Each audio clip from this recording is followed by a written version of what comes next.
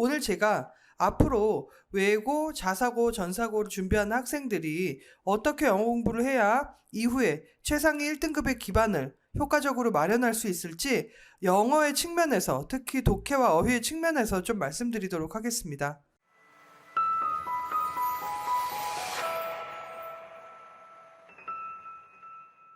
안녕하세요. 저는 KNS 글로벌관 교수부원장 전수경입니다. 오늘 제가 앞으로 외고, 자사고, 전사고를 준비하는 학생들이 어떻게 영어 공부를 해야 이후에 최상위 1등급의 기반을 효과적으로 마련할 수 있을지 영어의 측면에서, 특히 독해와 어휘의 측면에서 좀 말씀드리도록 하겠습니다.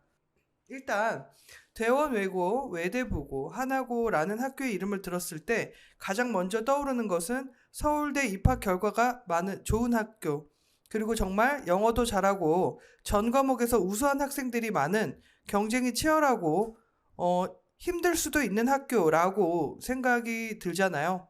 그래서 그런 최상이라는 이름에 걸맞는 경험들, 학습 경험이 얼마나 중요한지 먼저 잠깐 말씀을 드릴게요. 일단 이 부분이 사실 학생들의 영어 경쟁력이 올라가면 따라 올라가거든요. 학생들이 모두가 잘한다면 그 잘하는 학생들이 모두 100점을 맞을 만한 시험만을 낼 수는 없어요. 그거는 지금 중등에서도 충분히 나오고 있는 어떤 학습 전략 혹은 평가 전략에 들어있는 것 같은데, 아이들이 너무 잘하니까 학교 교과서가 그거에 따라 올라갈 수는 없잖아요. 하지만 그런 평가 지침에 따라 시험을 볼 때 전체 학년에서 100점 비율이 너무 높을 수 없잖아요. 그래서 그것들을 방지하기 위해서 결국 어휘, 변별력을 두고, 또한 종합적인 문법을 봐요.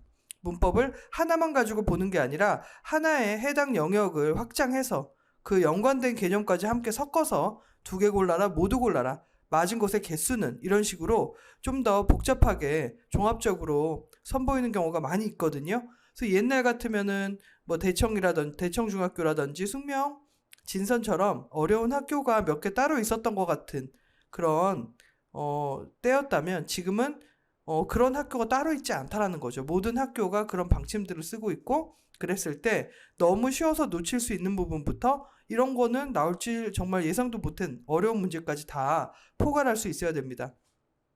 왜? 사실은 이거는 어떻게 보면 상대적인 경쟁이기도 하기 때문에 주변의 학생들이 잘하면, 잘하는 학생들이 많은 학교는 시험의 수준이 높아질 수밖에 없어요. 그랬을 때 그 과정까지 가기 위한, 지금 현재는 아직 나는 대원외고 학생이 아닌데 하나고 학생이 아닌데 얼만큼 공부를 많이 해야 될지 최대한 노력한다는 의미가 뭘까? 바로 이 부분에 있는 것 같아요. 여기 노란색에 보면 몰입이라고 하는, 한국말로 몰입이라고 해석이 되어서 책으로도 나왔던 어떤 연구 결과인데, 플로우라고 하는 거거든요. 이거는 최고의 지식과 기술을 가진 사람이 가장 어려운 도전 과제를 만났을 때 최대한 몰입하게 되고 거기서 최고의 성취감과 행복감을 느낀다고 합니다. 그러면 아직 가상의 고입 혹은 대입이라고 해도 그 준비 과정에서 가장 어려운 걸 해낼 만한 단계에 빨리 올라갈수록 공부하는 게 지겨운 게 아니라 나에게 정말 필요하고 나의 자존감과 성취감을 높여줄 수 있는 과정이라는 걸 아이들이 깨닫거든요.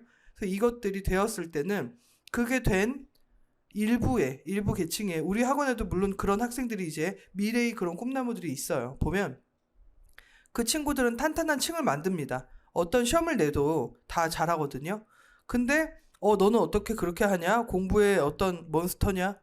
공부의 천재야? 뭐 이렇게 할 수 있지만, 사실은 바로 이런 작은 성취의 과정과 그 지식을 쌓아나가는 과정들이 어느 단계에 이르러서는 굉장히 스스로 해나가는 쪽으로 발전하기 때문이거든요. 시켜야 하고 오늘 잘하고 내일 못하고, 물론 이런 기복 있는 과정도 거쳤겠지만, 그 탄탄한 층이 된 학생들이 무엇을 공부했냐도 있고, 또 다른 거는 그 층에 진입하지 못했을 때 결국에는 최상위의 한 블락이라는 게 꽉 채워져 있고 진입하기가 어려워져요. 고등학교 때 처음 시작을 하려고 그러면. 그래서 미리 그것들을 공부해서 그런 정도의 어떤 급이라 그러죠. 급이라 그러면 좀 그렇지만 사실 뭐 성적이나 학습 능력도 계급이니까 급이라고 할 수 있어요. 그 급까지 올라가 봐야 돼요. 어리면 어릴수록 그것이 효과적입니다. 왜냐? 그 방법을 계속 활용할 수 있으니까요. 그래서 일단 그런 몰입의 경험이 예비 중1, 예비 중2 단계에서 몰입의 경험을 빨리 경험할 수 있게 공부를 미리 선행하는 거에 의미가 두 가지가 있는 것이다. 하나는 선행된 내용에 대한 지식의 습득과 반복이고, 두 번째는 학습자로서 각성하는 과정. 아, 나 이 정도 할 수 있구나. 그리고 할 수 있는 도구를 가진 상태로 또 다른 어떤 경험을 할 수 있는 그런 적극적인 자세를 보일 수 있다는 거죠. 그래서 사실 자사고나 외고의 최상위권들도 결국 그런 초, 중 등 과정에서 준비된 학생들이 가서 1등을 하는 건데요. 무엇이 필요할까? 변별력 문제라는 건 뭘까? 변별력 문제는 아주 소수만이 맞출 수 있는 문제라고 봤을 때 심화 지문이라고 할 수 있어요. 심화 지문은 내용의 깊이가 있고 그 깊이 있는 내용을 전달하는 데 있어서도 상당히 어려운 구문이라든지 어휘가 굉장히 많이 들어있는 것이라고 볼 수 있습니다. 수사학적인 의미 파악, 즉 의도 파악인데, 이 부분은 외고에서는 대부분 외고나 지금 한화과 같은 경우도 마찬가지고 원서 읽기의 자료 채택에서 이런 난이도들이 분명히 조절될 수 있거든요. 수능이라든지 토플처럼 문제의 유형이 딱 규격화되어 있으면 아무리 중간 발췌를 한 내용이 나와도 대부분 그 내용의 흐름 안에는 주제문이 꼭 들어있고 뒷받침이라든지 논리적 흐름에 어떤 인과라든지 대조라든지 부연이라든지 이런 것들이 있습니다. 근데 학교에서 내주는 리딩 자료는 그런 약속이라든지 규격화가 되어 있는 게 아니에요. 학생이 그 본질을 찾아야 된다라는 또 하나의 어떤 의미가 담겨 있거든요. 그랬을 때 그 분석할 줄 아는 힘이 이해력을 바탕으로 있어야 돼요. 무턱대고 분석만 하면 안 되고 내용을 이해하고 있어야 되거든요.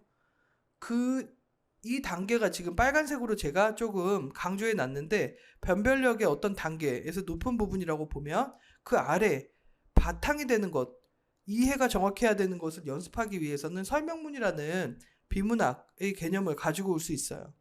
사실 정보를 확인, 고급 어휘의 의미를 대부분의 지문이 변형이 돼서 나왔을 때 학교 시험에서 고급 어휘의 의미를 알고 있냐, 또한 문단의 주제, 제목 찾기를 스스로 해낼 수 있냐, 제목을 스스로 써볼 수 있냐, 그런 것들이거든요. 그래서 사실 주제 찾기, 주제어 찾기를 기반으로 시작을 해야 나중에 제목 찾기까지 갈 수 있어요. 제목 찾기는 수사학적 의미랑도 합쳐져 있는데 수능에서도 그렇지만 제목이라는 건 딱 떨어지게 이 필자는 무엇을 이야기합니다로 끝나지만은 않거든요.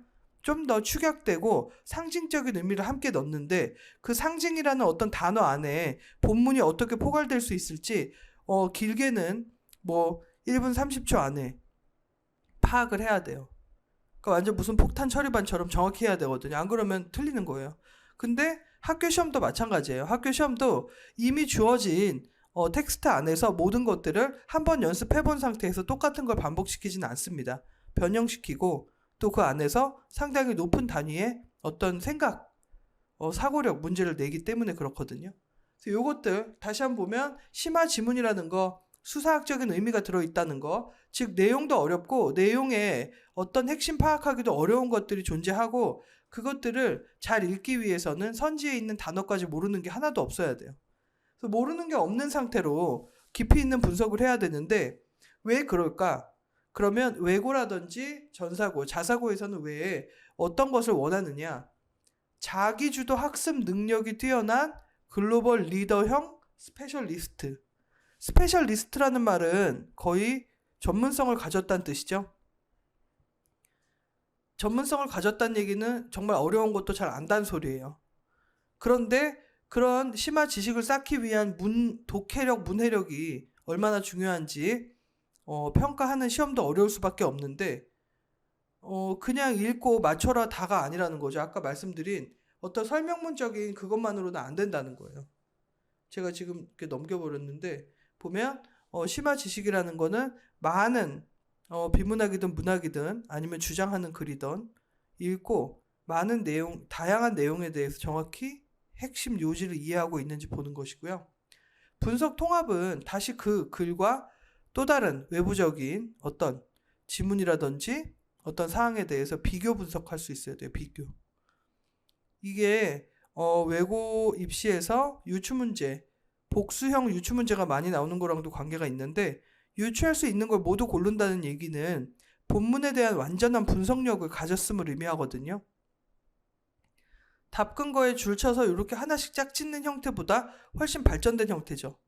근데 이거는 잘 하기 위해서는 매번 본문에 나온 내용의 의미를 다른 문장으로 바꿔 쓸 수 있어야 돼요.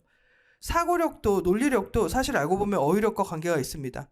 A라는 단어를 B로 바꿀 수 있는지 없는지 판단이 돼야 논리적으로 완성도를 가질 수 있거든요. 거기에서 오해를 해서 틀리는 게 대부분 그러면 이제 수능을 보는 학생들도 이렇게 해석을 해요. 아, 내가 단어 몰라서 틀렸구나. 혹은 더 어릴 때는 아이가 생각이 아직 어려서 짧아서 틀렸어요. 근데 단어도 알아야 되고 그 단어를 활용해서 문장을 어떻게 만들어야 적절하게 본문을 대표할 수 있는지를 계속 끊임없이 고민하고 연습하는 훈련이 있어야 돼요. 수능 전체의 어떤 시험 문제를 중요성으로 봤을 때는 굉장히 어려울 수 있지만 완전히 다 맞는다는 게 그 이상의 난이도가 시험에 나와요. 그것이 바로 어떤 최상위의 외고 전사고의 특징입니다. 주도적 수행 능력. 이거는 아까 말씀드린 몰입이라고 하는 그 플로우의 지점이랑 관계가 있는데 바쁘지 힘들지 1등은 하고 싶지 그래 불안하지 여러 가지 감정이 있을 때 어떻게 나를 컨트롤하냐는 선행된 경험이 없이는 절대 힘들어요. 특히 그리고 한번 1등을 해본 학생들은 선행된 경험과 지식을 갖고 있어요. 그럼 그걸 하루아침에 그 친구한테서 뺏을 수 없겠죠. 거꾸로 말하면 한번 1등급의 층이라는 게 만들어졌을 때 완전히 이제 뭐 아이들 사이에 뭐 고등학생이 되고 나서 1학기 때는 좀 힘들었지만 2학기 때 잘해봐야지 이럴 수 있지만 슬프게도 한번 그 층이 형성돼 있다는 게 확인되면 그들은 더 노력할 거예요. 그 단계에서. 우리가 말하는 건 그들을 만들어야 된다는 거예요. 그들. 그래서 이미 어느 정도 학습자로서 완성된 어떤 기반을 가지고 가려면 주도적인 학습 능력이 지금부터 발휘돼야 선행 학습을 마스터할 수 있고 또 어떤 새로운 과제가 나와도 거기에 덧붙일 수 있다. 이렇게 말씀드릴 수 있을 것 같습니다. 그래서 최상위 학교에서는 외고라든지 전사고에서는 결국 뭘 원하냐? 아까 말씀드린 한 문장 안에 다 들어있었는데 인문학적 소양과 문해력이 있는 융합인재상입니다. 융합이라는 건 다양한 영역에서 잘하라는 소리고요. 인재라는 얘기는 그 잘한 것들이 어떤 종류의 평가 형태로도 나타나야 된다는 소리예요.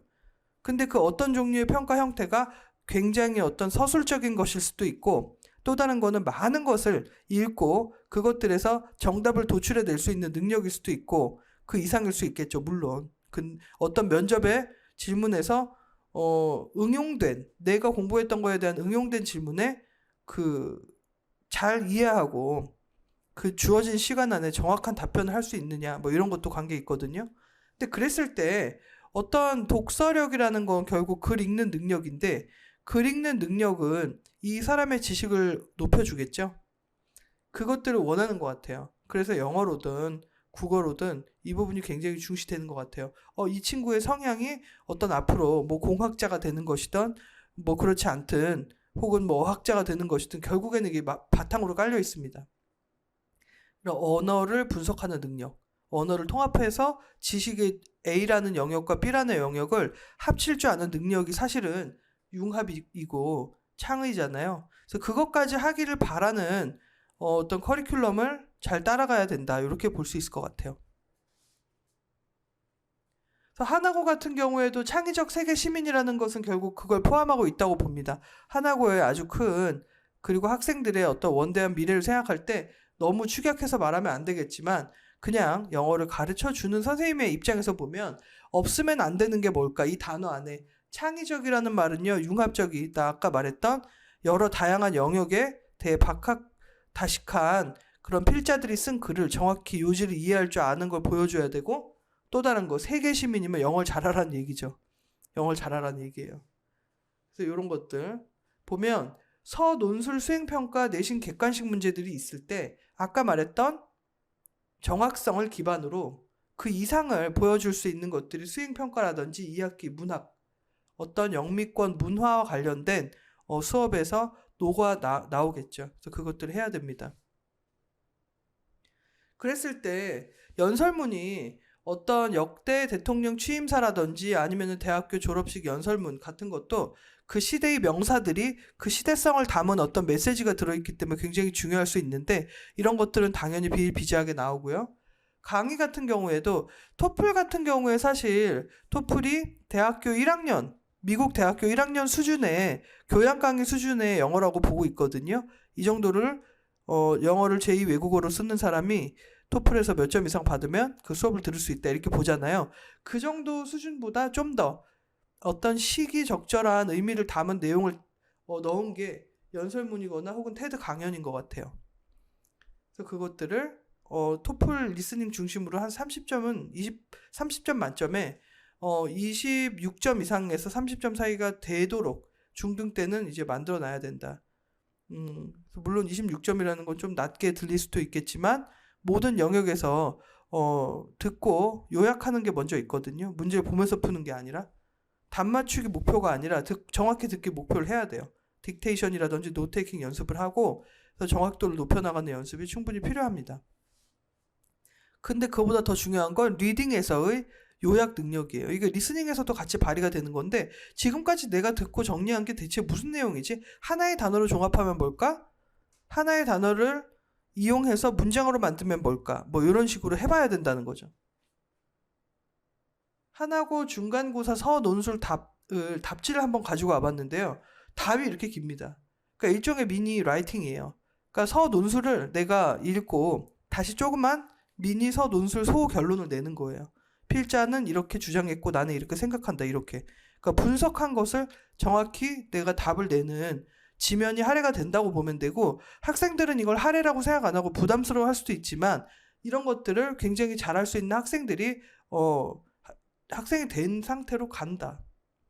갔을 때는 충분히 잘할 수 있다. 이렇게 보면 될 것 같아요. 그래서 어떻게 보면 통합형 에세이 라이팅의 어떤 요약이랑 같다 이렇게 볼 수 있습니다. 물론 단어 수준은 좀 더 평이하지 않고 더 어려워질 수 있다 이렇게 보는 거죠. 수행평가의 유형 같은 경우에도 역시 동일합니다. 대학 강의를 완전히 이해할 수 있는 수준. 토플은 규격화가 되어 있기 때문에 연습이 가능하죠. 훈련 연습이. 그거에서 만점이 나와야 된다. 이렇게 볼 수 있고 고입이 시작되기 전 시점에 이미 사실 하나고 대원 내부고로 가는 학생들은 어학 실력에 있어서는 토플 시험에서는 너무 어려움이 있어서는 안 된다고 봅니다. 그래서 그 토플 시험이 어떤 1차적인 나의 정확성이나 나의 점수 관리 안정성을 보여주는 도구라고 보고 그 다음 단계가 이제 변별력 단계에 들어서는 게 탭스라고 보거든요. 그 탭스에서 단어, 문법 그리고 거의 리딩에서 전체 상위 10% 안에 들어갈 수 있다면 충분히 거기서 훈련할 만한 가치를 느낄 수 있고 10%가 아닌 완전한 만점을 원한다의 목표로 갈 수 있어요. 저희 학원에 외고 전사고 수업, 원장님 수업을 듣는 학생들이 가고 있는 길이거든요. 그래서 1학년 때 저희가 들어오면 토플을 먼저 해요.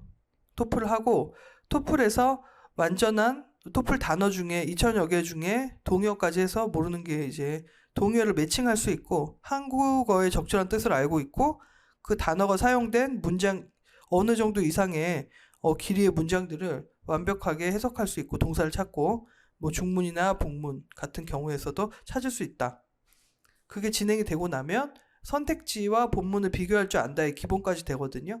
그 다음이 사실 곧바로 탭스에 들어가진 않고요. 수능 그리고 조금 심화 독해를 해요.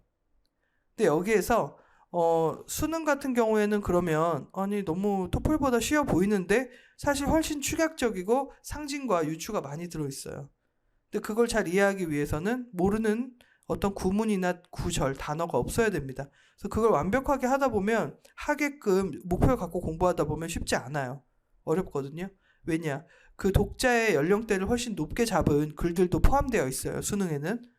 그래서 이런 것들을 하는 연습이 필요하고 기출문제를 저희가 이제 내신을 하면 외고 같은 경우에도 이렇게 분석을 하는데 다 모든 지문이 변형됐다고 보시면 돼요. 주어진 지문이 그대로 나온 시험은 하나도 없습니다. 그래서 변형된 것들을 읽고 그 자리에서 읽고 풀 때 수능처럼 그럼 처음 보거나 혹은 연계되어 있는 지문을 보는 기분이겠네요. 그럴 수 있는데 훨씬 분량이나 길이 난이도는 높아져 있는 상태라고 보시면 될 것 같아요. 솔직히 수능이 아무리 어려운 것들을 포함해도 어느 정도는 정말 답을 꼭 맞출 수 있는 문제들이 포함되어 있잖아요.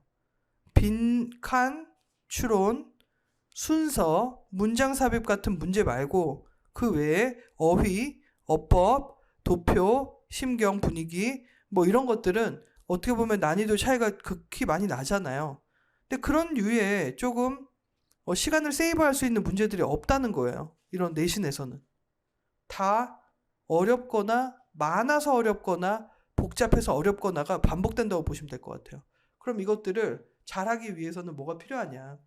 주요 문항 분석에서도 보면 결국 주어진 단어들을 사용해서 문장을 만들거나 요약을 한다. 요약을 시키는 그런 문제가 나옵니다. 고난도 어휘, 고난도 어휘를 빈칸을 만들어 놓고 단어를 아예 쓰는 그런 문제들도 있습니다. 그리고 이제 어법상 틀린 것을 있는 대로 골라라. 그러니까 이거는 탭스 유형이잖아요. 그래서 이런 것들을 보면 구문 전체를 완전히 어휘적으로, 문법적으로 다 분석할 줄 알아야 된다. 그렇게 볼 수 있습니다.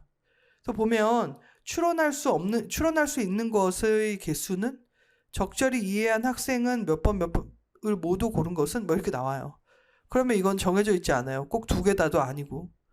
그걸 찾아내기 위해서는 정말 본문을 완전히 들었다 놓을 줄 알아야 된다는 얘기입니다. 그럼 어느 정도에서 들었다 놔야 될까? 사실 아직 그 학년이 아니잖아요. 그 학년이 아닌데 미리 예상하건대 어떤 측면을 갖고 있어야 되냐면 영어 요구 수준은 높아질 수 있어요. 결국. 지금도 물론 높지만 왜냐? 학생들이 기존에 뭐 지금 외대부고에서 빨간머리에는 원서를 채택을 했다. 대원외고에서 위대한 개츠비를 채택을 했다. 그 정도는 할 수 있어야 되겠다라는 준비성을 갖고 아이들이 나중에 이제 입학을 하잖아요. 지금도 그 학교 입학할 학생들 어머님들께서 이런 내용들을 관심 있어 하시잖아요. 그러면 같은 교재를 10년씩 쓸 수는 없다는 거예요. 물론 그 바뀐다는 게 무조건 어려워진다는 아니지만 그 안에 있는 내용을 완전히 통달할 수 있는 가능성이 있는 학생의 비율이 더 높다 했을 때 결국에는 부교재나 어떤 기사문이라든지 채택되는 게 더 생길 수가 있다는 거죠. 결국 약간 more is better라는 그런 상대적 경쟁의 원칙이 들어있어요. 그 안에는. 더 잘하는 사람이 있으면 시험은 그 잘하는 사람의 실력을 발휘할 수 있게 해주되 모든 학생이 원하는 점수가 나올 수 있는 시험은 될 수가 없거든요. 그래서 그렇게 보면 분석이라는 것, 그리고 문단과 문단의 관계라는 것, 그리고 문학적인 읽기의 소양이라는 것은 같이 중요해집니다. 단어도 그런 의미에서 굉장히 마찬가지고요. 아니 중등 학교에서 배웠던 파생된 단어들 혹은 고1, 2 수능 모의고사 안에 있는 단어만 가지고는 안 된다는 거예요.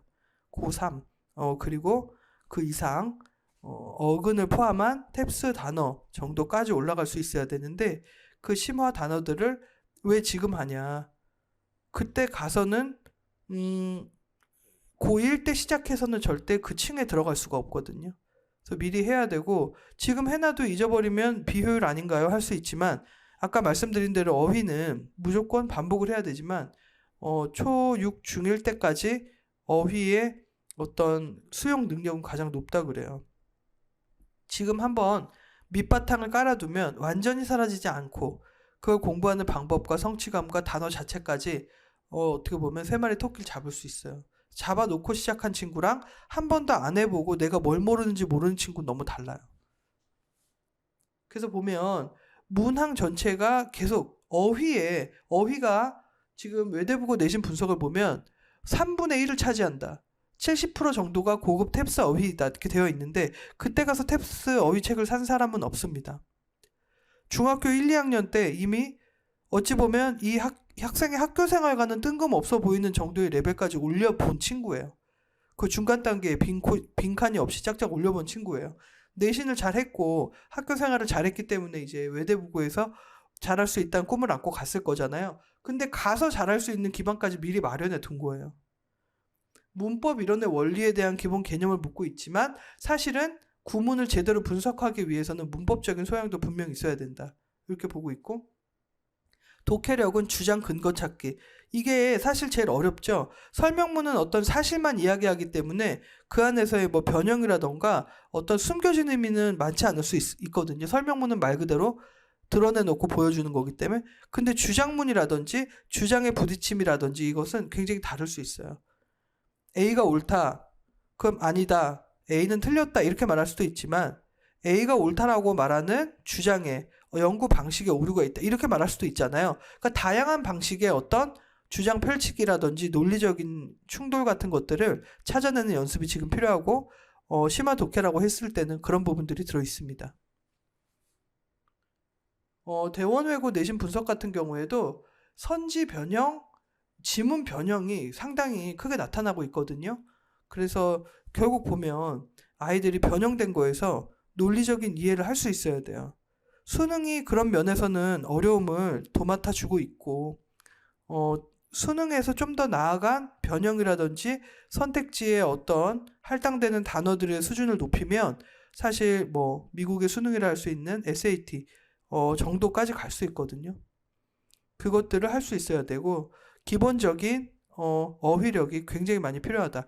왜 심화 영어 회화에서도 역시 마찬가지거든요. 모르는 단어가 많으면 안 됩니다. 그래서 사실 지금 대원외고나 하나고 외대부고에 가서 그냥 가는 법이 아니라 가서 잘하는 법을 말씀을 드리고 있는데 내용을 이해해야 돼요. 아무리 그래도 결국 이해력이 바탕이 돼야 분석이 정확히 잘 될 수 있습니다. 정답이 없어 보이기 때문에 힘든 것이 유추인데 정답은 있고요. 틀린 답도 있어요. 그러면 그거를 판단하는 능력은 어디서 나오냐? 본문에 대한 이해력, 선택지에 대한 정확한 해석력에서 나옵니다. 그래서 그 문제 유형별 연습을 하면 사실 문제 유형에 따라 약한 것이 있다 이럴 수 있지만 문제의 난이도가 높은 문제들, 유추 문제는 어려워요. 그리고 선택지가 어려워지면 시험이 어려운 겁니다. 이런 것들을 계속 수준을 높여가면서 점차 연습을 해봐야 됩니다. 내신 1등급은 원문을 변형한 것들을 한 번에 정확히 이해하기 위해 필요한 어법, 그리고 어휘력, 그리고 본문에 대한 이해력까지 다 필요합니다. 너무 당연하기 때문에 좀 그럴 수 있지만 사실 이건 훈련에 의해 길러지는 거지 타고난 건 아니에요. 책을 좋아해서 잘할 수 있지만 사실 책을 많이 읽은 아이들도 요점 정리를 하지 않고 넘어가고 그냥 흥미 위주로만 읽는다면 문장 해동 능력이 언제든 뛰어난다고 볼 수만은 없거든요. 이런 연습, 약간 내가 얼마나 이해했는지 체크하는 과정이 좀 필요하다는 거죠.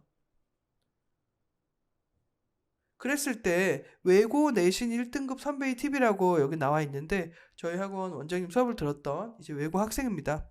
문장 구조나 어휘 구조에 탭스 문법을 완벽하게 숙지하면 학교 심야 지문을 읽는데 문장이나 어휘에 전혀 어려움이 없다라고 나와 있습니다. 탭스 어휘는 학교 지문에서 많이 보이는 어휘입니다. 본문이 어려울 뿐만이 아니라 문제의 선지도 5, 6줄씩 매우 길고 본문에 등장하지 않는 새로운 단어가 나온다. 어휘를 완전히 갖고 있다고 보고 이 사람의 보캐뷸러리도 같이 테스팅하는 거예요. 결국 어휘의 싸움이라 할 수 있다. 어휘와 추론을 공부하면 고3 모의고사와 수능까지도 연결된다. 그래서 결국에 어휘를 많이 해놔라. 이것도 역시 외고에서 서울대까지 간 학생이 우리 학원 후배들에게 주었던 어떤 학습 수기의 일부인데요. 지문에 있는 논리 독해, 분석, 그리고 어휘 호환성, 어휘 이 단어가 저 단어로 바뀔 수 있는지, 그러니까 얼마나 많은 티서러스를 갖고 있냐, 동의어에 대한 리스트를 갖고 있냐 보는 거고, 심형의 원서 강독에 적응하는 방법도 굉장히 길게 나와 있거든요. 그래서 결국 심화 영어라는 말은 특정 유형이 어려운 게 아니라 결국 단어, 시노님, 엔토님 이런 거 나오고 내용 어휘 꼼꼼히 준비해야 된다. 근데 그때 가서 처음 시작하면 안 된다는 거죠. 지금 이걸 해놔야 돼요. 그리고 어느 정도 하는지 평가를 받아야 돼요. 어휘, 요약, 심화 추론. 결국에는 이 부분이 어떤 논리의 기초가 됩니다. 다른 단어로 바꾸기. 그리고 다른 문장으로 써보기. 이거를 패러프레이즈라고 하죠. 이것들을 자꾸 해야 돼요. 지문을 제대로 분석. 즉 패러프레이즈가 안 되는 이유에 대해서 써보기. 이 단어와 저 단어가 다르다. 필자의 전체 요지와 이 내용의 요약 내용이 다르다. 이런 것들. 지문 이해가 기반이 되어야 된다. 그래서 결국 자꾸 반복돼서 나오는 단어 중에 유추라는 단어가 있는데 추론 능력을 보여주기 위해서 어떤 하나의 넓은 면적에 어떤 판을 깔아주고 해봐라. 그랬을 때 할 수 있어야 된다는 거죠. 시험 문제지만 맞추는 걸로는 안 됩니다. 시험 문제지 지금 수능 문제지라든지 아이들이 기본적으로 뭐 토플 실전 문제집을 풀고 맞추는 거는 선택지의 어떤 난이도에 있어서 어느 이상 올라갈 수가 없거든요. 근데 외고나 전사고는 결국 그 부분이 굉장히 중요합니다. 거기서 어렵게 만들 수 있어요. 사실 토플도 그렇게 요번에 저희 지금 수능이 좀 더 어려웠다고 하는 것도 논리적인 어떤 판가름이 혼동이 되거나 어려운 문제들이 있었다는 뜻이거든요. 근데 그 논리적으로 판단하기 어렵다는 얘기는 선택지가 굉장히 미세한 차이들을 가지고 있다. 혹은 혼동될 만한 지점이 꽤 많이 있다. 그럼 어렵다고 하잖아요. 선택지가 어려워져요. 선택지가 어려워졌을 때 잘하려면 그 안에 있는 단어 중에 모르는 건 절대 없어야 됩니다. 수능과 탭스의 브릿지 복화 정도 되는 것을 지금 저희가 대원 하나고 수업에서 쓰고 있는데 수능 어휘, 토플 어휘, 그리고 탭스 어휘 사이에 브릿지가 되는 정도의 난이도 단어가 슈퍼 복화라고 보고 있어요. 이 단어들을 처음 보았습니다. 너무 힘듭니다. 이 단어를 외워서 어디에 쓸까요? 이런 의구심이 생길 수 있지만 사실 그 단어들이 포함된 지문은 정말 어렵지 않게 찾을 수 있어요. 지금 대치동에 사는 중학교 1학년 예비 중2들 중에 수능 문제를 한 번도 안 풀어본 친구는 없을 것입니다. 토플도 마찬가지고요. 근데 그 같은 학년 때의 어떤 수험생이라고 할 수 있는 것이 미국의 SAT 준비하는 학생들이겠죠? 12학년이라고 했을 때 그 친구들이 푸는 문제 정도를 읽고 분석할 수 있으려면 필요한 단어들이에요. 분명히. 요약하고 분석하는 방향성을 갖고 공부를 하는 게 좋은 문제를 만나야 학생들도 자꾸 학습적인 사고가 발달을 해요. 아, 이런 방식의 질문을 받을 수도 있구나. 그런 것들을 분석한 내용들을 좀 예시로 가지고 와봤고요. 고난도 유추 문제를 대비를 해야 된다. 상위 어학 능력과 분석적인 역량이 함께 쌓일 수 있습니다. 왜? 분석이 어려우려면 단어가 어려워야 된다 그랬죠? 단어 공부하고 분석해보면 돼요. 이거를. 그리고 고급 어휘, 독해, 정확한 어법 적용. 그래서 저희 원장님께서도 많이 해주시는 말씀이 성문 종합이나 성문 기본은 문법서라고만 볼 수 없고 상당히 높은 수준의 독해다. 독해, 아주 고급 독해가 들어있는 책이다. 이렇게 말씀하시는데 그 각 지문 내용마다 해당하는 문법들이 해설이 되어 있잖아요. 결국 구문, 어법을 모르면 이 지문에 접근할 수 없다는 얘기예요. 그래서 그것들이 같이 필요하다는 거죠. 지문을 어떤 걸 줘도 이게 어렵다고 했을 때는 읽고 풀어나갈 수 있는 힘이 그 안에 있는 숨겨져 있는 어떤 어법적인 특징을 몰라서 틀리는 거는 이런 어떤 성문 기본, 성문 종합 정도의 책을 해보지 않으면 모르죠. 왜냐? 일단 답을 맞추면 1, 2, 3, 4 중에 1번이 한 번도 안 나왔으니까 1번에서 답을 맞추면 아직 어린 중학생들 이야기인데요. 내가 모른다는 인식을 하지 않잖아요. 근데 성문 기본이나 종합에 나온 어떤 내용을 해석을 시켜보면 정확히 알죠. 내가 뭘 모르는지. 그리고 이 전체 문장에서 틀린 걸 스스로 찾아내게 하면 알죠. 아, 내가 이 부분을 모르는구나. 혹은 몰랐구나. 틀리고 나서. 그래서 그런 약간 세밀한 학습이 되게 필요한 것 같습니다. 어휘력과 주제 핵심 파악 그리고 어법 확립까지가 가서 잘하는 방법이에요. 어떤 아이들이 올까? 나만큼 혹은 그 이상 잘하는 학생이 몇 명이나 될까? 우리는 그걸 모르지만 어떤 기준을 갖고 공부할 수 있어요. 학습서라든지 어떤 학습 단계 같은 것을 기준으로 할 수 있어요. 그거는 크게 벗어나지 않을 것입니다. 그러면 나중에 갔을 때 와, 다행히도 내가 준비한 것이 나를 상위권으로 이끌었다라고 말할 수 있는 것이지 가서 와, 다 잘한다 나보다 어쩌지? 가 되면 안 되는 거죠. 문법이나 독해 어떤 이런 최상위를 준비하는 예비 중기 학생들이 무엇을 학습하면 좋을지 말씀드리도록 하겠습니다. 수요일 대원 하나과 IB 수업이 있는데요. 이 수업을 해주시는 김호중 선생님께서는 지금 대원 외고 심형래 수업도 올해 꾸준히 해주셨던 분이고요. 수업에 맞는 원서 읽기, 배경 지식, 그리고 분석에 필요한 여러 가지 도구와 어떤 질문이 의미 있는 질문인지 이끌어내는 연습까지 함께 해주십니다. 그래서 수요일 날 수업을 하는데 선발고사를 실시하고 2시에서 5시까지 대원 하나 IB라고 하는 이 수업이 진행이 되는데, 대원 외고 학생들의 심형래 수업은 따로 있을 것이고, 이것은 앞으로를 준비하는 예비 학생들, 예예비 학생들이라고 봐주시면 될 것 같아요. 그리고 또한 이 특목 성문 종합과 예비 중의 탭스라고 써있는 이 반은 사실은 월금, 화목 세트로 되어 있는데요. 성문 종합, 구문 읽기, 본문 해석을 독해라고 보고요. 또한 지난 3개년 최다 5단 문제, 수능 문제, 그리고 SAT 심화 독해까지 함께 들어있습니다. 그리고 탭스 같은 경우에는 종합적인 문법이죠. 아까 말씀드린 지금 외고, 내신형, 전체 중에 틀린 것을 모두 골라라, 이런 것들을 연습할 수 있는 기회인데 문법의 모든 챕터들을 포함한 문제들로 되어 있습니다. 월급이나 화목반에 이 2개를 함께 듣는다면 정규반 외고 전사고 한 학기 수업 정도의 밀도가 분명히 될 수 있어요. 그래서 공부를 지금 그것을 같이 해놓는 게 앞으로 영어에 있어서 밀리고 싶지 않다, 혹은 좋은 자리를 선점하고 싶다라고 한다면 좀 필요하다, 꼭 필요하다라고 볼 수 있습니다. 그래서 하나고에 가는 애들은 얼마나 잘할까? 그 친구들을 남이라고 여기지 말고 내가 그 중에 한 명이 돼야겠다라는 마음으로 이 수업을 조금 같이 들어보면 너무 좋을 것 같아요. 왜냐면 2학년 갔을 때도 같은 욕구는 있으나 시간이 나기 힘들 수 있거든요. 그래서 지금 그것을 먼저 시작해 두는 게 좋다. 그래서 문법 특강이나 독해 특강은 그 자체로 끝나는 것이 아니라 영어 영역별 1대1 피드백이 분명히 들어갑니다.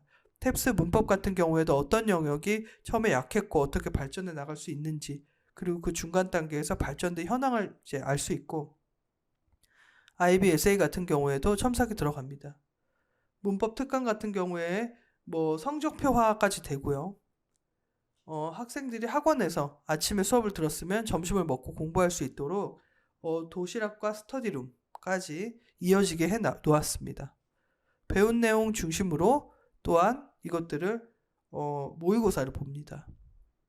무료 컨설팅을 운영해서 외대부고, 하나고 외고 학습 컨설팅, 왜냐면 그 학교들을 가고 싶은 학생들이 결국 많죠. 그러면 지금 내 상황에서 무엇을 더 해야 되고 앞으로 3개월, 6개월, 1년의 목표는 뭐가 될지를 함께 잡아보는 거예요. 단어는 매일 배울 단어를 복습 혹은 예습을 합니다. 정규반 수업을. 리뷰 스파르타, 리뷰 1차 담임 선생님 관리하고 1차에서 통과 힘들었으면 2차까지 가는 거죠. IB 수업은 민사고 시험 대비도 되냐는 어머님 말씀이 너무 좋은 질문이신 것 같은데요. 그렇습니다.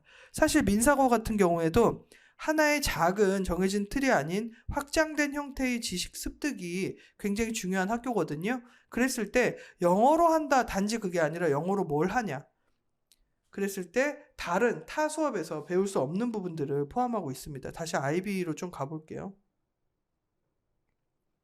IB는 특목고 자사고 원서, 흐름의 내용 파악과 관련 사건들을 다른 시대와 연관해서 사고해보고, 그러니까 A라는 거, 문학 내에 있는 인물과 문학 밖에 있는 현 시대를 연결한다든지, 혹은 어떤 공학이라든지 법의학이든 현대에 어떤 꼭 필요한 어떤 새로운 분야에 관심이 있는 나라는 학습자와 그 내가 읽은 책이나 어떤 내용에 나온 것과 연결하기, 이런 식으로 고도의 분석 능력, 액자 밖에까지 끌어낼 수 있는 그런 분석 능력이 필요하거든요. 그래서 그것들을 대비하는 데는 분명히 너무나 필요합니다. 그래서 시험에 대비도, 민사고 시험 대비만 되는 것이 아니라 가서 다양한 수행 능력을 펼치기 위한 어떤 비장의 무기가 될 수 있어요. 그래서 어떤 시험에, 그러니까 사지선다형의 규격화된 시험도 중요하지만 IB 같은 경우에는 그게 아니기 때문에 실제로 그 과정을 겪어보기 전까지는 내가 뭘 모르는지 알기 힘들어요. 근데 이걸 해서 뭘 모르는 걸 어떻게 헤쳐나갈 수 있는지를 방법을 갖고 가는 게 되게 중요할 것 같습니다. 네, IB 수업은 민사고 시험 대비에도 해당한다. 이렇게 말씀드릴 수 있습니다. 그래서 보면 스파르타라는 게 되게 무섭게 보이지만 사실 그 안에서 끝낸다예요. 올인원의 개념을 갖고 있거든요. 그래서 그 안에서 멈추지 않고 오늘 배운 것까지 어떻게 완료해야 되는지까지 알려주고 수행을 시키는 과정들이 6주에서 8주 반복되다 보면 학생들이 학습자로서 다시 태어날 수 있고 이미 좋은 학생이지만 더 거듭날 수 있고 이것들이 잘 다듬어질수록 상위권 유지는 충분히 해볼 수 있는 목표고 한번 상위권을 가본 친구는 그걸 유지하고 싶어 하기 때문에 그 힘을 키워주는 것도 굉장히 중요하죠. 그래서 그것들을 함께 이번 겨울 학기에 할 수 있다면 정말 좋은 입시 트랙을 빨리 시작하는 학생이 될 거라고 생각을 하고 저희 학원에서 지금 외고 전사고 학생이 외대부고에서 전교권 학생이 있는데 그 친구 같은 경우에도 1학년 때도 저도 알고 2학년 때부터는 원장님 수업을 꾸준히 들었던 학생이에요. 근데 어렸을 때부터 탄탄히 준비한 학생은 잘 흔들리지 않습니다. 그래서 이런 부분들을 저희가 공유하고 이후에 대입을 마치고 나면 또 어떤 노하우나 수기를 그 학생이 전달할 수도 있겠지만 결국에는 저희 학원에서 상위권을 유지하기 위한 학습 훈련을 수년간 하고 외고에 가서 서울대까지 간 학생들이 꽤 있어요. 올해도 있고. 네. 그 많은 학생들이 하는 말이 결국 제일 중요한 거는 이거였다. 이걸 그때 해놔서 다행이었다. 어휘와 어법, 독해까지 포함하고 있습니다. 그래서 요것들을 지금 시작을 하는 게 되게 중요할 것 같고 잘 해놓으면 이후에 너무나 신기하게 내가 공부했던 게 나왔다가 아니라 나올 만한 것들을 다 공부를 해놓는 거죠. 결국.